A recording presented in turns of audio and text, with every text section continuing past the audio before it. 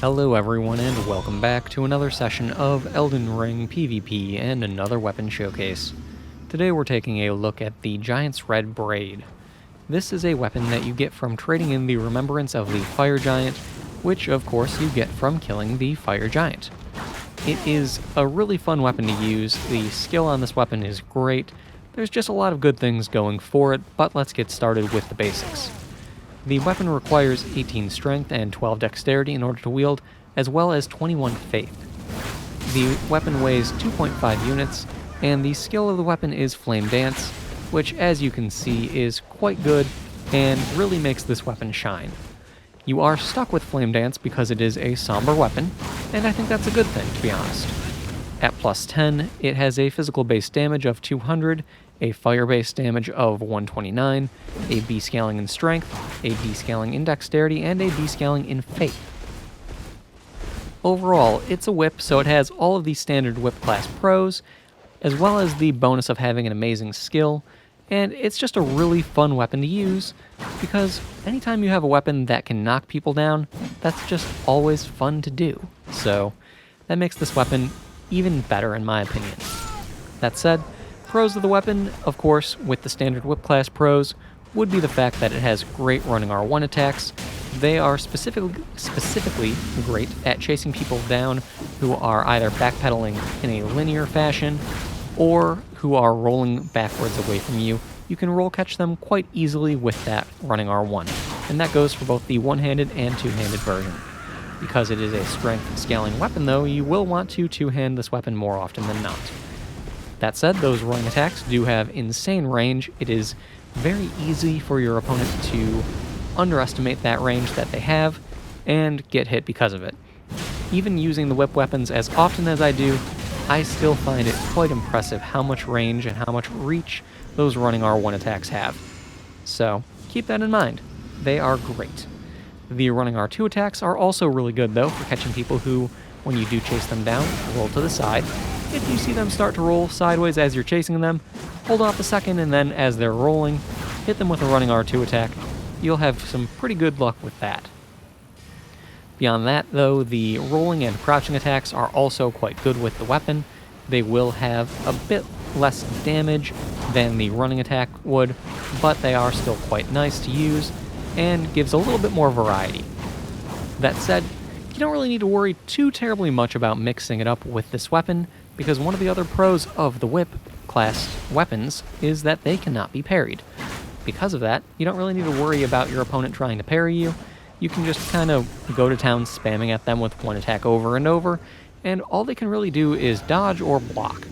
If they do block it with this one, you do have split fire damage, so you will chip through their shield a bit, which is always nice. Now, as far as the skill of the weapon, Flame Dance is amazing. It has huge swings, and when I say it's huge as far as the swings themselves are concerned, they cover a massive area in front of you and to your sides. On top of that, there are a large number of swings when you're doing the skill, and that's a good thing, because that can actually cause the skill to trigger the Rotten Winged Sword insignia, so your damage will go up even more. And then to add another bonus on top of that, the last swing in the skill will knock your opponent down. So overall, it's great. That said, one downside of the skill is that you are held in place for a decent portion of it, so if you don't dodge out of it, which you can do at some instances of the attack, you can dodge out at the beginning and towards the end, but in the middle there you're kind of stuck. So if you didn't dodge out at the beginning and your opponent started to cast at you, and if they get that cast off before you're able to dodge out at the end, well, it can leave you as an easy target. So if you are fighting someone who's casting, be mindful of that. That said, if they are close to you, go for the skill anyway, because it is actually pretty difficult to dodge.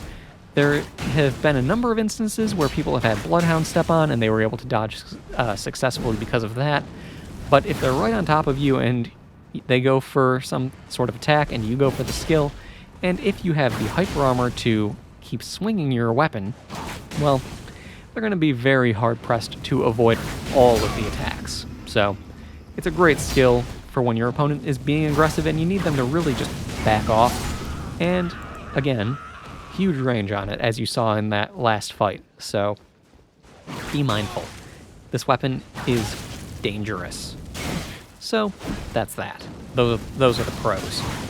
Now, for the cons of the weapon, like I said, if you don't dodge out at the beginning of the skill, you can be a bit of a sitting duck, but that's not that big of a deal the majority of the time. It's just something to be mindful of. Aside from that, other cons of the weapon would be the fact that the skill always does take the full amount of focus points, even when you do roll out of it. It would be nice if this skill took focus point consumption in steps based on how many swings of the whip you did, but it doesn't, so that's something to bear in mind if you are planning to dodge out of the skill frequently, or if you are needing to dodge out of the skill frequently. You'll burn through focus points, so bear that in mind. It's good that you can do it, but it would be better if it didn't consume so much to begin with. Other than that, though, the weapon could have a bit more hyper armor. I feel like it's R2's, and the skill itself, they would benefit from it immensely, but they don't, so it is what it is. And aside from that, of course, it is split damage with fire. It is nice that it can deal some chip damage, but at the end of the day, fire is objectively the worst split damage type because of water and because of rain, so bear that in mind. It just kind of is what it is.